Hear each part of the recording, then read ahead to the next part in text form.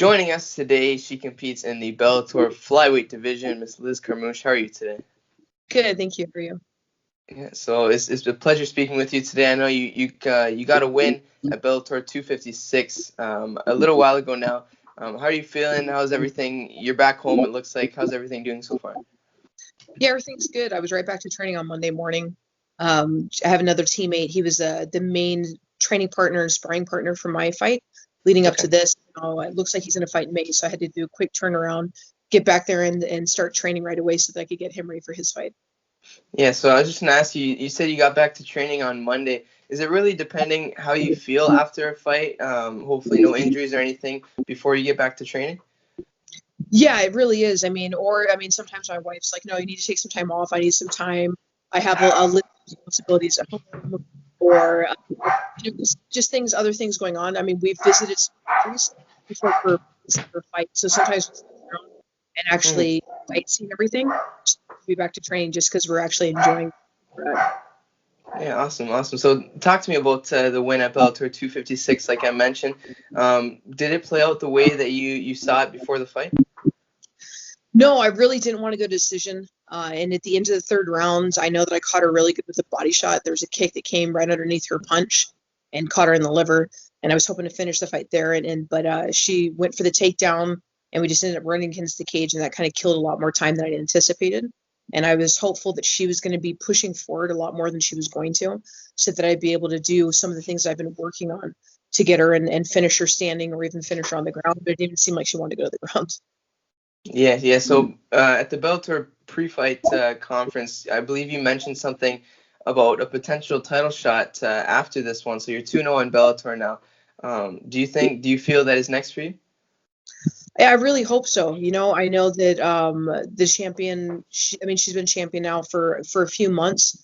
So I imagine that it's possible that she could already be lined up for a fight. But I certainly hope with the way that the rankings are and me being 2-0 in Bellator, that a title fight would be coming around soon. And how do you, obviously, you feel that you're better than the champion in many aspects to most fighters, but how do you feel that you match up with the champion of your weight class?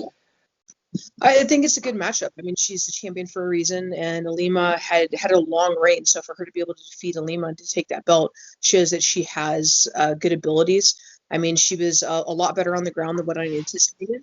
Ilima is known for being able to finish people in a submission and then TKO them from there, at the very least, finish them with a submission. And for her to be able to defend it so well, that showed me that she had a lot more attributes on the ground than what I had known about her.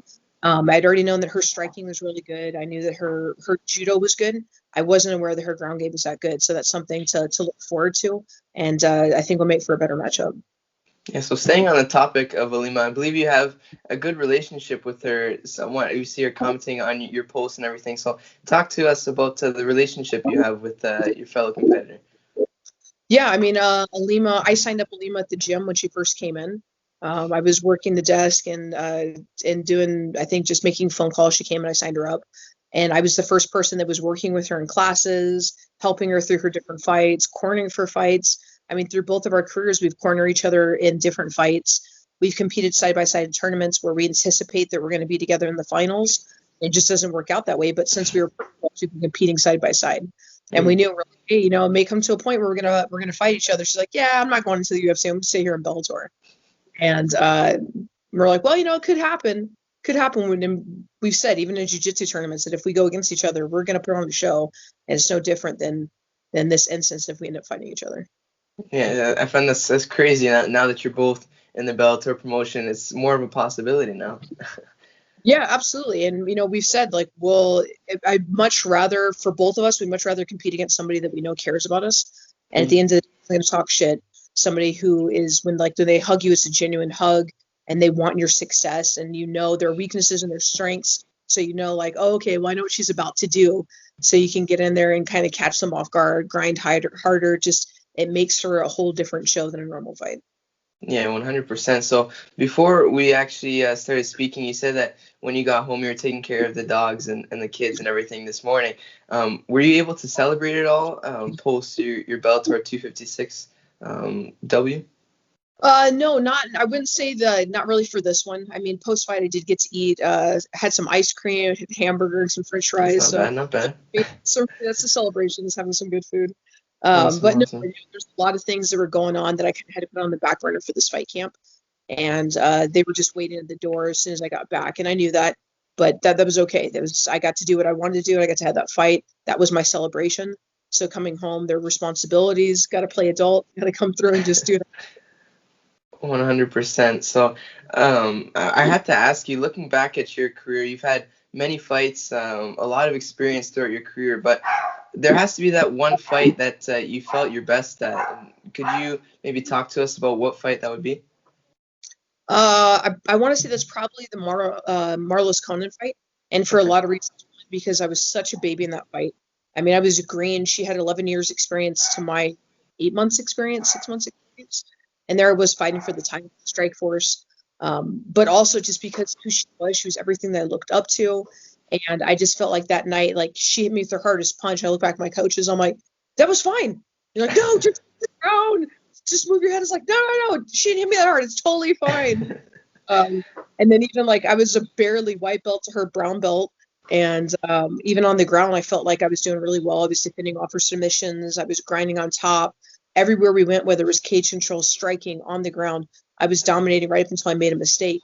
But I felt like that was probably the best representation, all well rounded, where I was dominating and just made a simple mistake. And that's MMA. Like you make a simple mistake and that costs you the fight, even if you're winning for 99% of it. Yeah, for sure. So, where would you say that this recent fight that you picked up ranks upon that list? I wouldn't say it's the dominance that I wanted. There were just some areas, like I said, I didn't expect and anticipate that she was going to be reluctant to go to the ground, and it Mm, seemed like that she really didn't want to go. I was anticipating her to want to push harder and to grind into me more, and she wasn't doing that, so it didn't play into how I wanted to do things. I had been preparing, so it wasn't the best representation of everything I can do, but I anticipate the next one to be a lot better.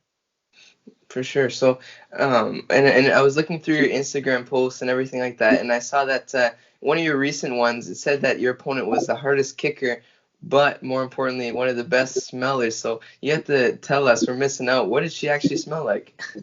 Well, when I was, it was weird because when I went into the cage, it's like, I don't remember there being any female judges, any female refs. None of the Mm, people working the event were women, really. So I'm like, but all I smell is perfume going into the cage. It's really weird. All right. Maybe I didn't notice or something. And then when we hugged at yeah. the end, went to shower, all my clothing smelled like her perfume. But that's a nice change. Definitely left fights where it's like BO and I'm desperately running it home to get into the shower and get cleaned up as Mhm. soon as possible. And hers, I was like, yeah, my bag smells good. This is a nice change. Yeah, yeah. So that had to at least maybe make the fight a little bit easier that she smelled good, no? Rather than smelling bad. No, I mean, when somebody smells bad, then it just makes you want to hurt them as quick as possible. Oh, So, maybe. Yeah. uh, but at least knowing, I'm like, okay, well, she cares about her cleanliness and being clean. So hygiene, is, like, it makes me feel more comfortable knowing that I don't have to rush to the shower as soon as possible. I can actually just like defense wipe and then get to the shower. Of course, I'm sure that would be nice. But before I let you go here, I appreciate the time. Like I said, I want to give you the opportunity to thank anyone who's helped you along this journey so far, and for your last fight especially. The floor is all yours. Thank you. Yeah, the biggest shout I'd like to do is to Enrique Marte. He was the biggest influence and helper in this fight. I mean, even when training partners left to go to Texas, training partners were injured, he showed up every single day, and he was beat up for the experience. But every day he gave everything he had. And so I want a big thank you to Enrique for all your help.